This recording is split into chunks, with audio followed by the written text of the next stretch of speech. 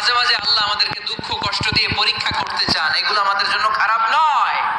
এই দুঃখ কষ্ট বিপদ আমাদের কোমরকে সোজা করে, আমাদের পায়ের মাটিকে শক্ত করে। চিল্লায় বলেন ঠিক কিনা? প্রতিকূল পরিবেশে কিভাবে বাঁচতে হয় এই দুঃখ কষ্ট আমাদেরকে শেখায়। এজন্য মুমিন বান্দার বৈশিষ্ট্য হচ্ছে দুঃখ কষ্ট বেদনা জ্বালা এগুলোতে সে আপসেট হয় না, সে হাল ছেড়ে দেয় না, সে ভরসা রাখে একজনের উপর। চিল্লায় বলতে হবে তিনি কে? কারণ মুমিন জানে রাত্রি যত গভীর হয় অন্ধকার তমানিসা ভেদ করে সুবহে সাদিক হয়। মুমিন জানে গর্ভবতী নারীর পেটের ব্যথা যেই দিন বাড়তে থাকে ওই দিনই নতুন মেহমান আগমনের সময় ঘনাতে থাকে। মুমিন জানে তার জীবনে দুঃখ কষ্ট বিপদ যত বাড়তে থাকে সুখের দিন কাছে আসতে থাকে।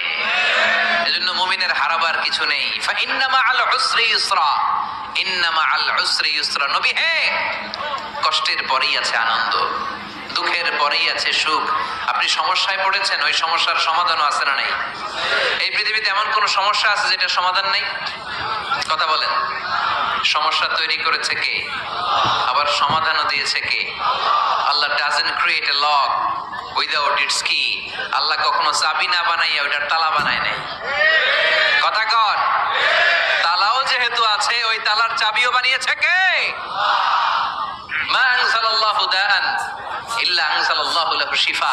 আল্লাহ দুনিয়ায় এমন কোন রোগ পাঠায় নাই যেই রোগের ঔষধ বানায় নাই, এমন কোন রোগ নাজিল করে নাই যেই রোগের কোন চিকিৎসা বানায় নাই, হয়তো সেটা আবিষ্কার হয় নাই। অনেকে ক্যান্সারের কথা বলতে পারেন যে হুজুর ক্যান্সার এমন রোগ, এই ক্যান্সার তার নাই কোনো অ্যান্সার, কিন্তু বিজ্ঞানীরা বলতেছে এটারও অ্যান্সার আবিষ্কৃত হচ্ছে।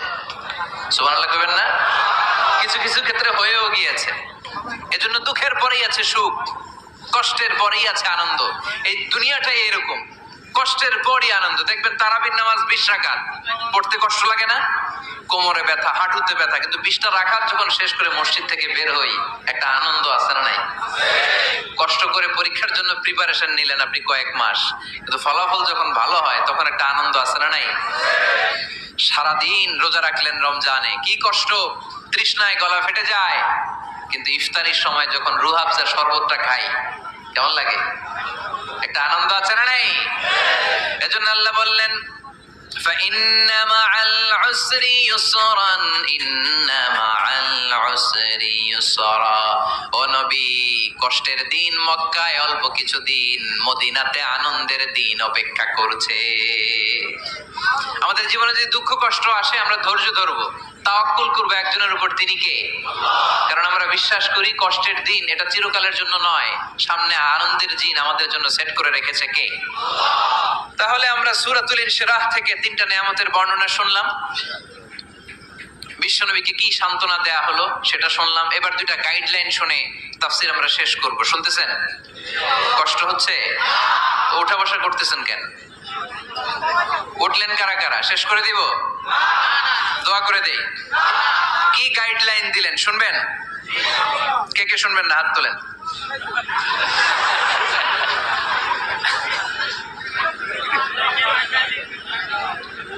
কষ্ট হইতেছে? গরম লাগতেছে না?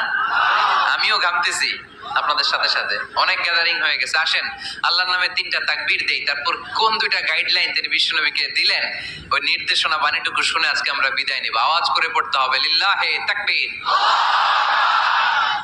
লিল্লাহে তাকবীর, লিল্লাহে তাকবীর। গাইডলাইন নাম্বার 1, ফাইদা ফারাগতা ফানসাব। নবী আপনি যখন অবসর হন আপনি ইবাদতে মশগুল হন। ফানসাব ফিল ইবাদা, তাফসীর ইবনে কাসিরে এসেছে আপনি ইবাদতে মশগুল হন যখন আপনি অবসর পান। অবসর আল্লাহর দেয়া বড় নেয়ামত, এটা বিশ্বাস করেন? অবসর কিন্তু নেয়ামত। আমরা অনেকেই অবসর সময়কে কাজে লাগাই না, কিন্তু অবসর চলে যাওয়ার পরে যখন ব্যস্ত হয়ে পড়ি তখন বলি হায় রে অবসরটা যদি কাজে লাগাইতাম। পরীক্ষার পরে 3 মাস ছুটি ছিল, এই 3 মাস অবসরে যদি পড়তাম তাইলে তো আজকে ভার্সিটিতে চান্স পেয়ে যেতাম, ঠিক কি না? এজন্য বিশ্বনবীর আল্লাহ বললেন নবী ফাইদা ফারাগতা ফানসাব ওয়া ইলা রাব্বিকা ফারগাব।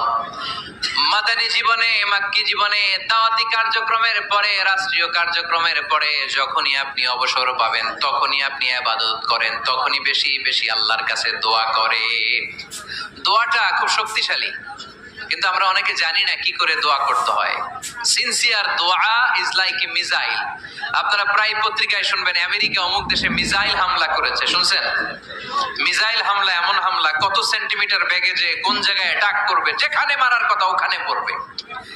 ঠিক দোয়াটা হচ্ছে মিসাইলের মতো। আপনি যদি দোয়ার মতো দোয়া করতে জানেন, ওই দোয়াটাও জায়গা মতো যে ভেদ করবে। চিল্লা এখন ঠিক কিনা? কিন্তু আমরা দোয়া করতে জানি না, কি করে দোয়া করতে হয় এটা জানি না। বিশ্বনবীকে আল্লাহ বললেন, নবী ফাইদা ফারাগতা ফানসাব, যখন আপনি অবসর হবেন তখন আপনি দোয়া করেন, আল্লাহর কাছে চান। বেশি বেশি চাইলে খুশি হয় কে? তার মানে প্রথম ঘোষণা হলো ফাইদা ফারাগতা ফানসাব। প্রথম নির্দেশনা হলো নবী, যখনই আপনি অবসর পাবেন ইবাদত করবেন এবং দোয়া করবেন, বেশি বেশি আল্লাহর কাছে চাইবেন। 2 নাম্বার দিক নির্দেশনা হলো ওয়াইলা রব্বিকা ফারগাব, সব সময় আপনি আপনার আল্লাহর দিকে মনোনিবেশ করবেন। বিপদে পড়লে ডাকবো কারে? আমাদের অসুস্থতাকে সুস্থতায় পরিণত করে দিতে পারে কে? চাকরির জন্য পাগল পারা, চাকরি নাই, চাকরির ব্যবস্থা করে দিতে পারে কে? বিদেশে যেতে মনে চায়, পাসপোর্ট দিয়ে রেখেছি, ভিসা নাই, ভিসা লাগাই দিতে পারে কে? কিন্তু আমরা দুঃখ, কষ্ট, বেদনা কিছু একটা হইলেই সবার আগে আল্লাহরে শেয়ার করার আগে ফেসবুকে শেয়ার মেরে দেই। আছে না নাই? আপনাদের ফেসবুক অ্যাকাউন্ট আছে নাকি? কার কার আছে দেখি?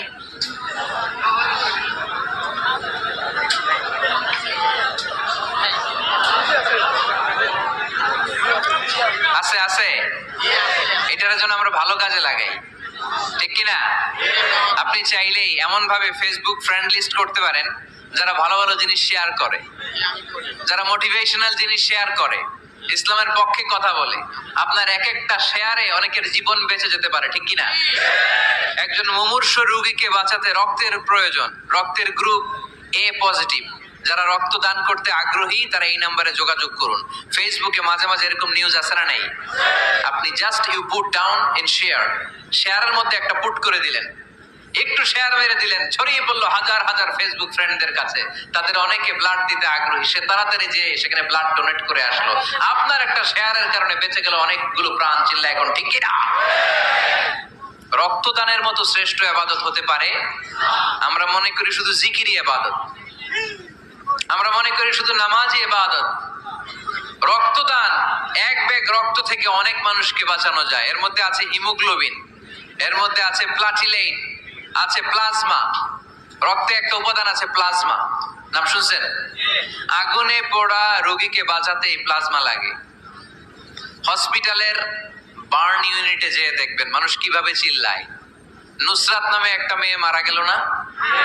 এক বদমাইশের কবলে পড়ে মারা গেল না? তাকে আগুন জ্বালিয়ে দেওয়া হয়েছিল তার গায়ে, তার প্লাজমা গুলো জ্বলে গিয়েছিল। আগুনে পোড়া রোগীর যে কি কষ্ট, একটু দেখার জন্য হসপিটালের বার্ন ইউনিটে যাবেন, দেখবেন যে কি কষ্টে আছে তারা। এই প্লাজমা গুলোকে অনেক সেন্টিগ্রেড তাপমাত্রা নামিয়ে ঠান্ডা করে দেহে পুশ করা হয়। আপনার এক ব্যাগ রক্ত থেকে প্লাজমা আলাদা করা হবে, প্লেটলেটস আলাদা করা হবে, হিমোগ্লোবিন আলাদা করা হবে, শ্বেতকণিকা, লোহিত কণিকা আলাদা করে অনেকগুলো মানুষ বেঁচে যাবে। এজন্য ফেসবুক থাকাটা দোষের কিছু না, তবে ভালো কাজে আমরা ব্যবহার করব, ঠিক কিনা? আপনার ফেসবুক শেয়ারিং আপনার জান্নাতি বানাতে পারে, আর আপনার ফেসবুক শেয়ারিং আপনার জাহান্নামের লাকড়ি বানাতে পারে। চিল্লায় বলেন ঠিক কিনা? So the decision is yours. সিদ্ধান্ত আপনাকে নিতে হবে, আপনি কিভাবে করবেন। যে কোনো বিপদে ওয়াইলা রাব্বিকা ফারগাব, কোন দিকে মনোনিবেশ না করে কার দিকে মনোনিবেশ করব? যে কোনো বিপদ আপদ ফেসবুকে শেয়ার করার আগে শেয়ার করব কার কাছে? আমাদের যার যা লাগে আল্লাহ সবও যদি দিয়ে দেয়, আল্লাহর ধনভাণ্ডারের 1 ইঞ্চিও কমবে? হাদিসে কুদসিতে আল্লাহ বললেন, লাউ আন্না আউওয়ালাকুম ওয়া আখিরাকুম ওয়া ইনসাকুম ওয়া জিন্নাকুম, পৃথিবীর সব জিন, পৃথিবীর সব মানুষ বিশাল মরুভূমিতে দাঁড়িয়ে যদি আমার কাছে চাইতে শুরু করে, আল্লাহ এটা দাও, ওটা দাও, ওটা দাও, আমি আল্লাহ তোমাদের সব চাহিদাও যদি মিটিয়ে দেই, আমি আল্লাহর ধনভাণ্ডারের 1 ইঞ্চিও কমবে না। এজন্য চাইবো কার কাছে? বিপদে আপদে ভরসা করব কার কাছে? আর অবসরগুলোকে কাজে লাগানোর দরকার আছে না নাই? স্বাবলম্বী হওয়ার চেষ্টা করার দরকার আছে না নাই? ফাইন্না মাআল উসরি ইউসরা, ইন্না মাআল উসরি ইউসরা। নবী হে, কষ্টের পরেই আছে সুখ, দুঃখের পরেই আছে আনন্দ। সব সময় মানুষের সময় একরকম কাটে না। এজন্য আমরা তাওয়াক্কুল করতে চাই একজনের উপর, তিনি কে? যখন তোমার মন খারাপ হয় তুমি সূরা ইনশিরাহ তেলাওয়াত করো, কারণ সূরা ইনশিরাহর ভেতরে আল্লাহ এমন মোটিভেশনাল কথা রেখে দিয়েছেন, এমন ইন্সপায়ারেশন রেখে দিয়েছেন, আপনি বললেই আপনার হৃদয়টা শীতল হয়ে যাবে। এই সূরাটাকে আমরা 3 ভাগে ভাগ করব। এই সূরার প্রথম 4 আয়াতে আল্লাহ তাআলা বিশ্বনবীর প্রতি কি নেয়ামত দিয়েছেন সেটার বর্ণনা করেছেন। প্রথম 4 আয়াতে নেয়ামতের বর্ণনা, তারপরের 2 আয়াতে বিশ্বনবীকে দিয়েছেন সান্ত্বনা, আর শেষ 2 আয়াতে দিয়েছেন দিক নির্দেশনা। খেয়াল করে শুনেন, প্রথম 4 আয়াতে তিনি দিয়েছেন নেয়ামতের বর্ণনা, পরের 2 আয়াতে তিনি দিয়েছেন আমার প্রিয় নবীকে সান্ত্বনা, আর শেষ 2 আয়াতে তিনি বিশ্বনবীকে দিয়েছেন নির্দেশনা।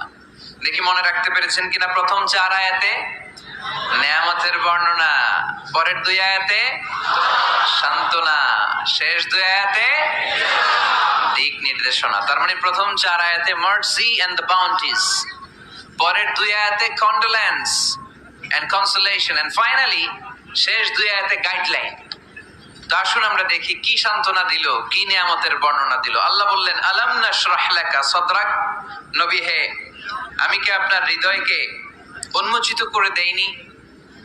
আমি কি আপনার বক্ষদেশকে প্রশস্ত করার মাধ্যমে সত্যকে আপনার সামনে তুলে ধরিনি? বিল ঈমান ও বিনূরিল কোরআন, কোরআনের নূর দিয়ে আর ঈমান দিয়ে আপনার হৃদয়টারে প্রশস্ত করে দিয়েছে কে? ফামাই ইউরিদিল্লাহু আন ইয়াহদিয়াহু ইয়াশরাহ সাদরাহু লিল ইসলাম। যাকে আল্লাহ হেদায়েত দিতে চায়, যাকে আল্লাহ হেদায়েতের পথের পথিক বানাতে চায়, তার জন্য, ইসলামের জন্য তার হৃদয়টাকে আল্লাহ খুলে দেন। বিশ্বনবীর হৃদয়টা এরকম খুলে গেল। বিশ্বনবী টের পেলেন ইসলাম ছাড়া মানবতার মুক্তির আর কোনো সম্ভাবনা নাই। ইসলাম মানুষের মুক্তি নিশ্চিত করতে পারে। ইসলাম দিয়ে গুণে ধরা সমাজকে ঠিক করা যাবে। ইসলামকে যদি প্র্যাকটিস করা না যায়, তাহলে এই মজুদদারির যে সমস্যা বাংলাদেশে চলছে, এটাকে বন্ধ করা যাবে না। ইসলাম থেকে প্রেসক্রিপশন না নিলে চাঁদাবাজি বন্ধ হবে না, টেন্ডারবাজি বন্ধ হবে না, শুধু দুদকের অফিস থেকে বসে বসে দুর্নীতি দমন করা যাবে না। এজন্য ইসলাম থেকে প্রেসক্রিপশন নিতে হবে। আল্লাহ তাআলা বললেন, আলাম নাশরাহ লাকা সাদরাক। নবী হে, ইসলামের জন্য আপনার হৃদয়টাকে কি আমি খুলে দেইনি? সত্যকে কি আপনার সামনে আমি তুলে ধরিনি? আপনাকে আমি আলাম নাজআলকা আহলাল হিম্মা, আপনার কি হিম্মতওয়ালা আমি বানাইনি? ইসলাম যখন আপনার হৃদয়ে ক্লিয়ার, আপনি বিশাল শক্তির সামনে দাঁড়িয়ে হাজার মানুষের সামনে ইসলামের পক্ষে কথা বলবেন, আপনি কাউরে ভয় পাবেন না। চিল্লায় বলেন ঠিক কি না? এজন্য আল্লাহ বললেন, আলাম নাশরাহ লাকা সাদরাকা ওয়া ওয়াদা'না আনকা বিজরাকাল্লাযী আনকাদা যাহরাক ওয়া রাফা'না লাকা যিকরাক। সুবহানাল্লাহ পড়েন। নবী, আপনার হৃদয়টাকে আমি ইসলামের জন্য প্রশস্ত করে দিয়েছি। আপনি একেবারে সুনিশ্চিতভাবে বুঝতে পেরেছেন, জানতে পেরেছেন যে মানব সমস্যার সমাধান আছে শুধু ইসলামের ভেতরে। কিসের ভেতরে? এজন্য আমাদেরকে ইসলাম মানতে হবে। কি মানতে হবে? ইসলাম মানবো কতক্ষণ দেহে প্রাণ থাকে? ইসলাম মানবো কোনখানে? সবখানে। উত্তর দেন, ইসলাম মানবো কতক্ষণ দেহে প্রাণ থাকে? ইসলাম মানবো কোনখানে? রাজি আছেন নাকি ভাগাভাগি করবেন? কিছু ইসলাম, কিছু মন মতো। মসজিদ, মাহফিল, মাদ্রাসা ইসলাম, আর গোটা দুনিয়াটা মন মতো। এরকম ভাগাভাগি করা যাবে না। খবরদার। ইসলাম মানবতার মুক্তির সোপান। বিশ্বনবী এটা নিশ্চিত হলেন। বিশ্বনবীর হৃদয়টারে উজালা করে দিল কে? আলাম নাশরাহ লাকা সাদরাক। হে নবী, আপনার হৃদয় কি আমি খুলে দেইনি? হৃদয় খুলে দেয়া মানে হৃদয়ের মধ্যে হিম্মত তৈরি করে দেয়া। সাইয়েদনা মুসা আলাইহিস সালাম এই দোয়াটা আল্লাহর কাছে করেছিলেন, রব্বি ইশরাহলি সাদরি ওয়া ইয়াসসিরলি আমরি। আল্লাহ আমার কাজ সহজ